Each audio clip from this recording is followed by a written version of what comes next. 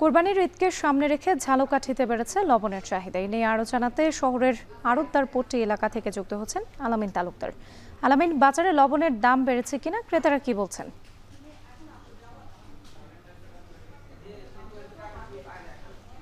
পরিসংখ্যান দিয়ে যদি শুরু করি, আসলে কোরবানির সময় যে চামড়া সংরক্ষণ ও প্রক্রিয়াজাতকরণে লবণের বেশ প্রয়োজন হয়। এই কারণে আসলে লবণের চাহিদা বেড়ে যায় এবং এই কারণে এখানে উৎপাদনও বাড়তি উৎপাদন করতে হচ্ছে লবণ কারখানাগুলোকে।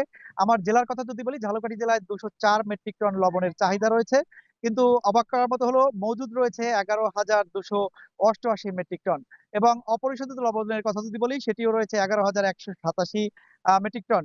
আর আরেকটি বিষয় তথ্য আপনার মাধ্যমে জানাতে চাই যে ঝালকাঠি জেলায় সরকার বিনামূল্যে আসলে ৬০ মেট্রিক টন লবণ দিয়েছে। এই লবণগুলো মাদ্রাসা এবং মসজিদে বিনামূল্যে চামড়া সংরক্ষণ করা হয়, তাদেরকে বিনামূল্যে দিয়েছে। পাশাপাশি বরগুনা জেলায় কিন্তু ৭৫ মেট্রিক টন সেই লবণ দেওয়া হয়েছে, সেটিও ঝালকাঠি থেকে সরবরাহ করা হয়েছে। অর্থাৎ ২ জেলায় মোট ১৩৫ মেট্রিক টন বিনামূল্যে লবণ সরবরাহ করা হয়েছে। আর এই যে অপরিশোধিত লবণ, যেটা শিল্পজাত লবণ চামড়া সংরক্ষণের জন্য, সেটি কিন্তু আসলে এক বস্তার কথা যদি বলি, ৭০ কেজিতে ১ বস্তা এই লবণ এখন বিক্রি হচ্ছে ৳১,০৫০ কেজি দরে, যেটি কিছুদিন আগে ৯০০ বা ৳৯৫০ ছিল।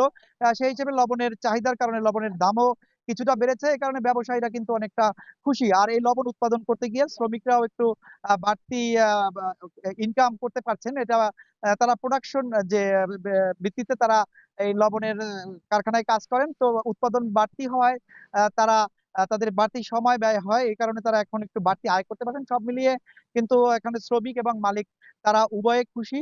আর জেলায় কোনো ধরনের ঘাটতি নেই। এই ঝালকাঠি জেলা থেকে খুলনা, বাগেরহাট, বরিশাল, পটুয়াখালী, বরগুনা, ভোলাসহ বিভিন্ন জেলায় কিন্তু লবণ সরবরাহ করা হয়। লবণের জন্য একটি বিখ্যাত জেলাও বটে ঝালকাঠি। তো সব মিলিয়ে আসলে লবণের উৎপাদন বেড়েছে এবং ব্যবসায়ীরাও আসলে লাভবান হচ্ছেন। তো ঝালকাঠি থেকে আমার কাছে রাত্রি এই ছিল লবণ নিয়ে সবশেষ তথ্য।